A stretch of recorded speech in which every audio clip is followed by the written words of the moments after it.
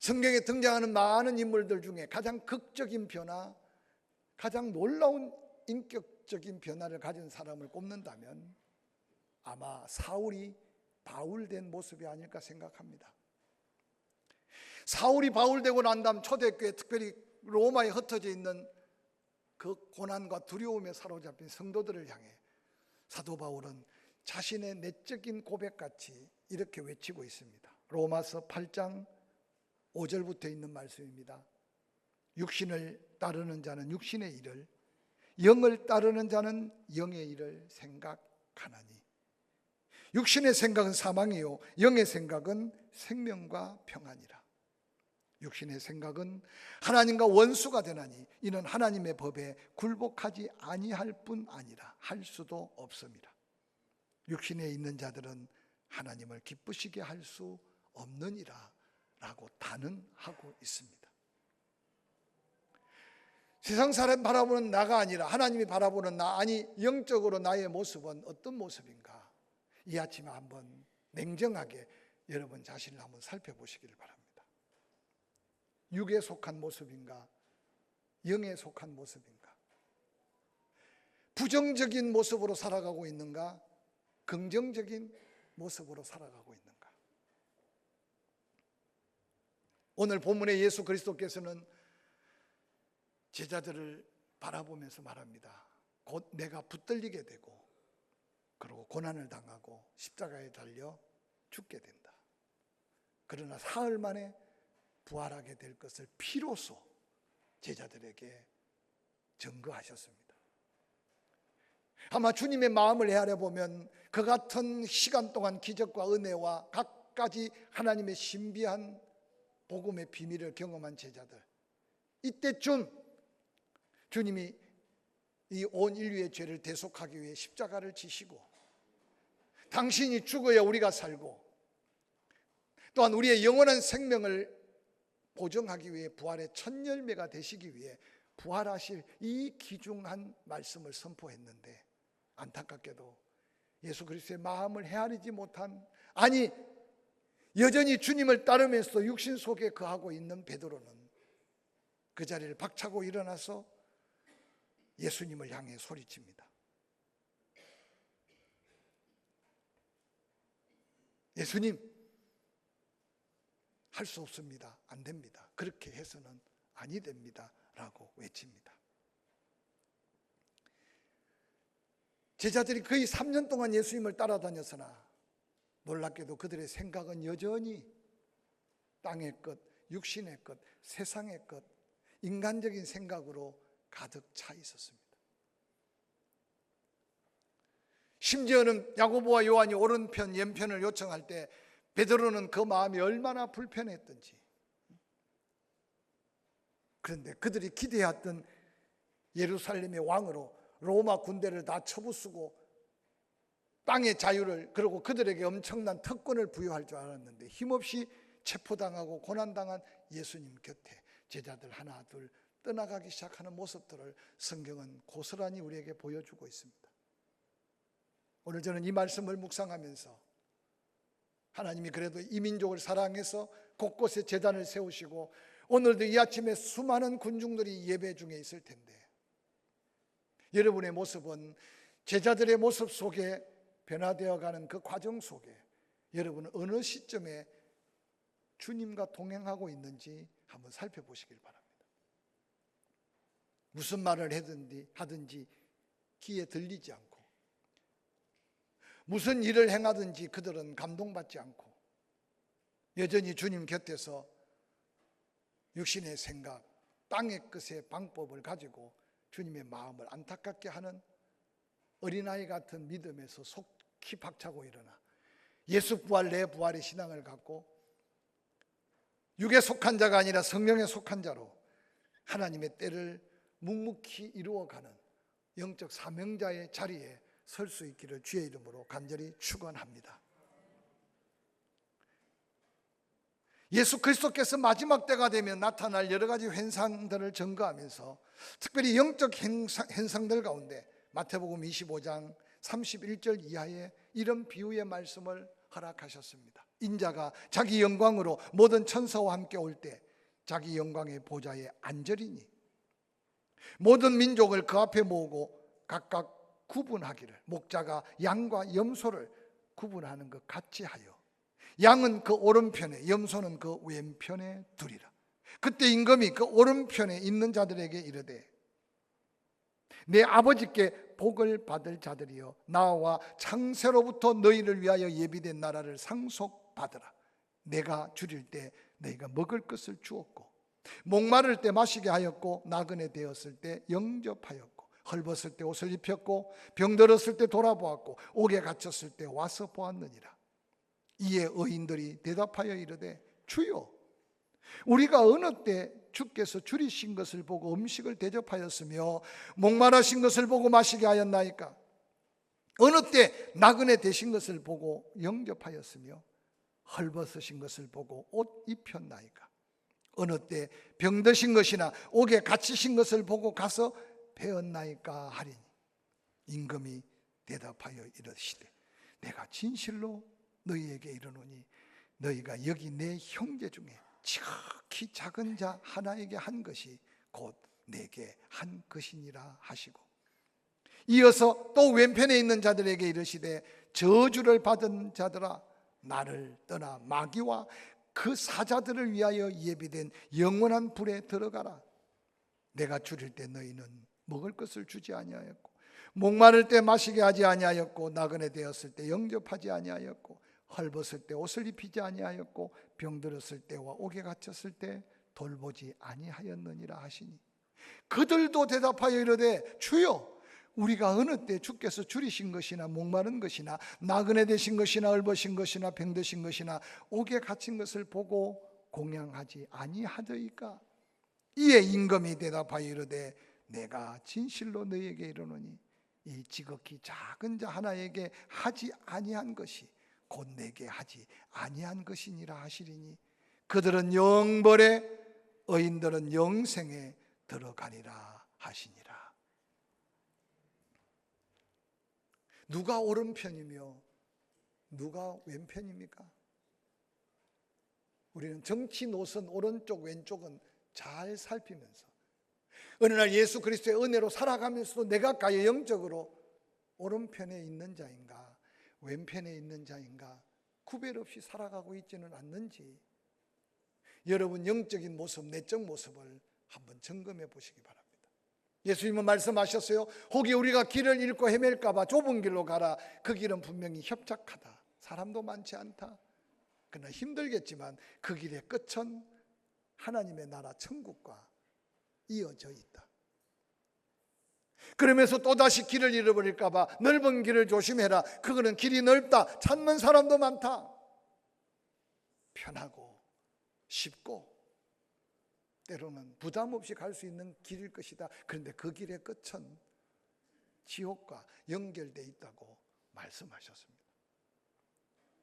지금 여러분은 어떤 인생길을 걷고 있는지 한번 돌아보시길 바랍니다. 사도 바울은 그 같은 기적적 은혜와 성령의 충만함을 받고 감격 속에 살아가면서 그의 삶이 늘 평탄하고 형통만 했던 것이 아니기에 그의 고백은 오늘 사는 우리에게 좁은 길을 가며 오른편 작은 소자 하나를 묵묵히 사랑으로 섬겨갈 때 얼마나 큰 위로가 되는지 모릅니다. 로마서 7장 14절은 이렇게 사도 바울은 외치고 있습니다. 우리가 율법은 신령한 줄 알거니와 나는 육신에 속하여 죄 아래 팔렸도다. 내가 행하는 것을 내가 알지 못하노니 곧 내가 원하는 것을 행하지 아니하고 도리어 미워하는 것을 행함이라. 만일 내가 원하지 아니한 그것을 행하면 내가 이로써 율법이 선한 것을 시인하노니 이제는 그것을 행하는 자가 내가 아니요 내 속에 거하는 죄니라. 내 속 곧 내 육신에 속한 선한 것이 기뻐하지 않은 줄 아노니 원함은 내게 있으나 선을 행하는 것은 없노라. 내가 원하는 바 선은 행하지 아니하고 도리어 원하지 아니하는 바 악을 행하는도다 라고 탄식합니다. 무엇이 선인지 악인지 몰라서가 아니었다는 거죠. 생각 속에 선을 행하고자 했으나 죄가 육신을 지배해서 어느 날 행하고 난 다음 결과를 보면 악이었다고 탄식합니다. 그러면서 이어서 사도 바울은 20절 만일 내가 원하지 아니하는 것을 하면 이를 행하는 자가 내가 아니요 내 속에 거하는 죄니라. 그러므로 내가 한 법을 깨달았노니 곧 선을 행하기 원하는 나에게 악이 함께 있는 것이로다. 내 속 사람으로는 하나님의 법을 즐거워하되 내 지체 속에 또 다른 법이 내 마음의 법과 싸워 내 지체 속에 있는 죄의 법으로 나를 사로잡는 것을 보는도다. 오라 나는 곤고한 사람이로다. 이 사망의 몸에서 누가 나를 건져내랴라고 탄식합니다. 가끔은 넘어지고 가끔은 실수도 하고 가끔은 옛 습관이나 육신을 따라서 죄의 종노릇 할 때가 없지 않았던 사도 바울, 그의 고백은 험한 세상을 살아가는데 우리에게 얼마나 큰 위로가 되고 격려가 되는지 모릅니다. 그러나 사도 바울은 죄의 종노릇하며 선을 알고 있어도 악을 행한 것에 만족하지 않고 그는 하나님 앞에 다시 탄식합니다. 오라 나는 곤고한 사람이다. 이 사망의 몸에서 누가 나를 건져내랴. 이 고백은 내 육신을 따라 살아서는 선을 행할 수 없다는 스스로 결론을 짓고 하나님께 은혜를 구하고 도움을 구하면서 끊임없는 영적 전쟁, 끊임없는 자기와의 전쟁 속에서 사도 바울은 나는 날마다 죽는다. 나는 날마다 죽는다. 그리스도께서 누가복음 9장 23절에 이렇게 도전합니다. 또 무리에게 이르시되 아무든지 나를 따라오려거든 자기를 부인하고 날마다 제 십자가를 지고 나를 따를 것이라고 말씀하셨습니다. 왜 하나님께서는 사명이 크면 클수록 하나님께서는 더한 축복을 예비하면 예비할수록 자꾸 버리라고 하세요. 자꾸 내려놓으라고 해요. 자꾸만 자기를 부인하라고 도전합니다. 하나님 모세를 처음 만나자마자 내 발에 신을 벗으라고 하신 것은 신발 하나 내팽개치는 게 아니고 육신적으로 의지하는 모든 것을 다 내려놓고 나만 신뢰하고 나만 바라보라고 하는 하나님의 요구였습니다.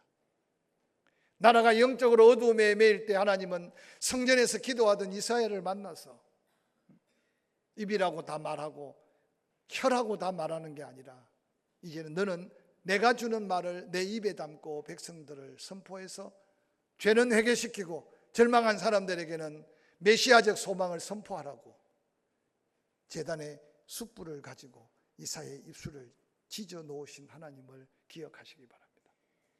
사도 바울은 우리와 같이 육신적, 인간적, 세상적 끊임없이 몰려오는 위기 속에 또 자신과 싸우고 또 자신과 싸우되 사도 바울은 날마다 또 죽고 날마다 또 죽어서 하나님의 사람으로 세워진 줄 믿으시기를 주의 이름으로 간절히 축원합니다.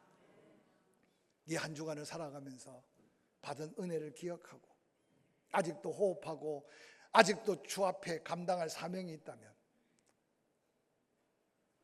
우리는 그 사명을 따라 당당하고 기쁘게 십자가를 질 수 있기 위해서는 자기를 부인하라는 이 하나님의 말씀 앞에 내가 내려놓고 내가 나를 죽이고 내가 나를 버려야 될 게 뭔지를 다시 한번 찾아가며 하나님 붙들림받은 그 앞에 설 수 있기를 주의 이름으로 간절히 축원합니다. 오늘 하나님은 마태를 통해서 이렇게 외칩니다.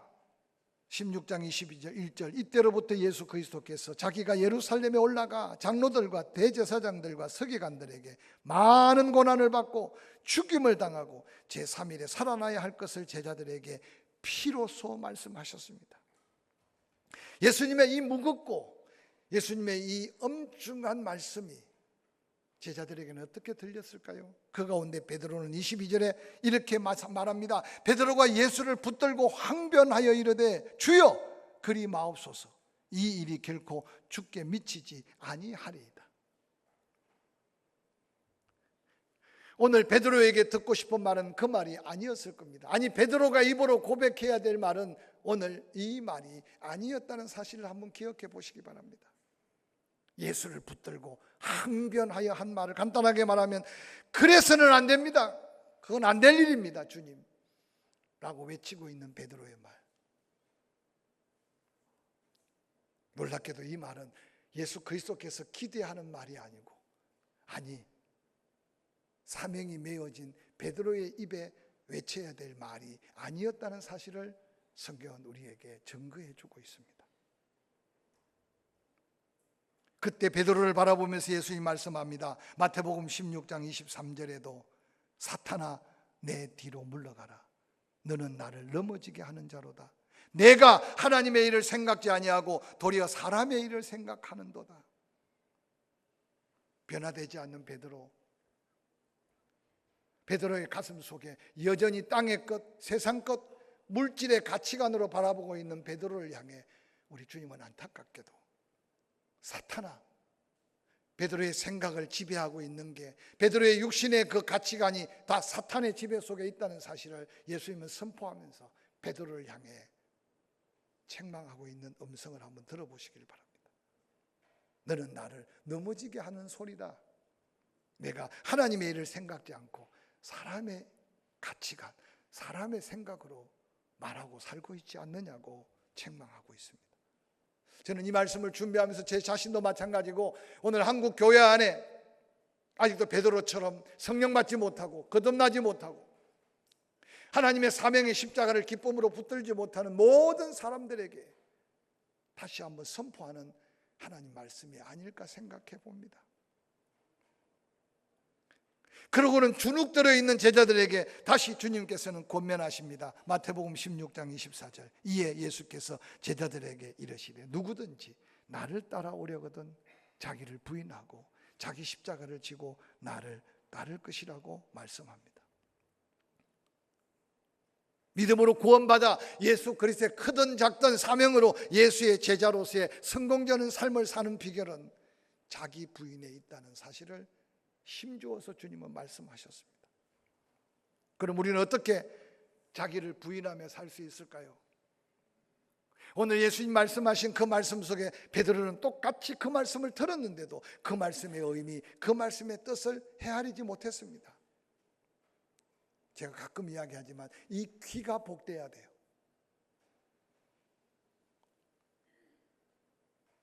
하나님 말씀이 들려지고 하나님 말씀의 뜻을, 의미를 깨달을 때 우리는 말씀 안에 거하게 되고, 그 말씀을 하나님 말씀으로 듣는 순간 우리는 두 가지 놀라운 변화를 경험하게 됩니다. 하나님 말씀을 들으면, 따라합시다, 하나님을 만나게 된다. 하나님이 어떤 분인지를 알 수 있는 것은 하나님 말씀밖에 없다고 해도 지나치지 않습니다. 어떤 분은 꿈으로도 만날 수도 있겠고, 어떤 분은 자연의 역사 속에 일반적인 계시로도 하나님의 어떤 권능을 이해할 수 있을 겁니다. 그러나 하나님은 당신을 가장 잘 표현해 오는 것이 하나님의 말씀입니다.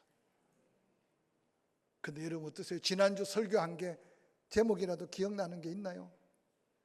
지난주 설교 30분 중에 스쳐 지나가면서 내게 주신 말씀 가지고 한 주간을 살았던 말씀이 있나요? 그래서 어떤 목사님들은 주일 설교 한 번 가지고 목장에서도 그 설교 가지고 묵상시키고 수요일도 또 그 설교 다시 하고, 왜냐하면 잊어버릴 거 자꾸 여러 개 하면 더 혼란스럽다고.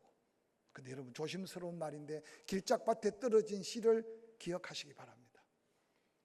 내 마음의 말씀이 믿음되고 말씀을 통해 하나님을 경험할 수 없다면 혹이라도 여러분 마음밭이 길짝밭에서 씨는 뿌렸는데 악한 사탄 마귀가 새가 되어서 쪼아 버렸기 때문에 그 어떤 씨앗이 발화되지 않는 상태, 이게 오늘날 많고 많은 성도들의 영적 상태, 여러분의 내적 마음의 상태일 수 있음을 기억하시기 바랍니다. 이 말씀을 다 기억할 수 없겠지만 그 가운데 오늘 내게 들려오는 레마의 말씀을 잡아야 하나님의 음성을 듣고, 두 번째, 하나님 말씀을 통해서 하나님을 발견하고 만난 자는, 따라서 자신을 발견할 수 있다. 내가 누군지. 여러분 세상 그 누가 내가 누군지 가르쳐 주는 사람 없어요. 하나님 말씀으로 하나님을 만나면 바로 하나님의 말씀의 거울은 내가 누군지를 비춰줍니다. 이 한 주간에 말씀을 읽든지 듣든지 어떤 모습으로 하나님의 말씀이 하나님 말씀으로 들려올 때 말씀하신 하나님을 여러분 마음에 다시 한번 모시고 그 하나님 말씀의 거울에 내 자신의 영적 모습, 자아상을 다시 살펴가면서 제자로서 당당하게 설 수 있는 저와 여러분의 삶의 회복이 있기를 주의 이름으로 간절히 축원합니다. 자기를 부인하며 당당한 그리스도의 제자로서 살기 위해서 자신의 삶의 목표, 자신의 사명을 잃어버리면 안 됩니다. 여러분, 아무리 좋은 카메라라도요, 사진을 찍을 때 그 초점이 안 맞으면 천하에 쓸모없는 사진이 되어버립니다. 여러분은 지금 무엇을 바라보고 살고 있습니까? 여러분의 남은 인생의 최고의 목적은 무엇입니까? 너무 철학적으로 가지 말고 살아있음에 가치 있는 시간과 살아있음에 가치 있는 일에 대한 거룩한 부담이 있어야 내 소중한 걸 버릴 수 있고 내 소중한 걸 포기할 수 있다는 사실을 기억하시기 바랍니다. 오늘 대부분 그리스도인들도 육신을 입고 땅에 살다 보니까 모든 가치관이 세상적이고 물질적이고 인간적이고 육신적인 가치관에 똘똘 뭉쳐 삽니다. 아무리 영적인 걸 이야기해도 내가 져야 될 십자가는 어떤 건지 찾지 못하고 평생을 살다가 후회하며 죽는 인생들이 얼마나 많은지 모릅니다. 사랑하는 성도 여러분, 건강만 구하지 마시고 주신 건강 가지고 의미 있는 삶의 목적을 다시 한번 명확하게 붙들고 그 삶을 붙들고 나아가는 것이 기쁨으로 십자가 지고 가는 삶인 걸 잊지 않으시기를 주의 이름으로 간절히 축원합니다. 할렐루야. 사도 바울은 갈라디아 교회 성도들을 향해 갈라디아서 5장 16절 17절에 이렇게 외칩니다. 내가 이르노니 너희는 성령을 따라 행하라. 그리하면 육체의 욕심을 이루지 아니하리라. 육체의 소욕은 성령을 거스리고 성령은 육체를 거스리나니 이 둘이 서로 대적함으로 너희 원하는 것을 하지 못하게 하려 함이라. 자기를 부인하라는 것은 여러분이 남은 생애를 포기하지 말라는 말입니다. 예쁘게 화단을 만들고 꽃을 심고 나무를 심었어요. 화단을 망칠 수 있는 비결은 아무것도 안 하고 내버려 두면 금방 화단은 망칩니다. 잡초가 꽃보다 커지고 잡초에 짓눌려서 예쁜 화초들도 다 망가져 버릴 겁니다. 혹시 이 자리에 여러분의 인생을 되는 대로 내버려 두고 사는 사람 없나요?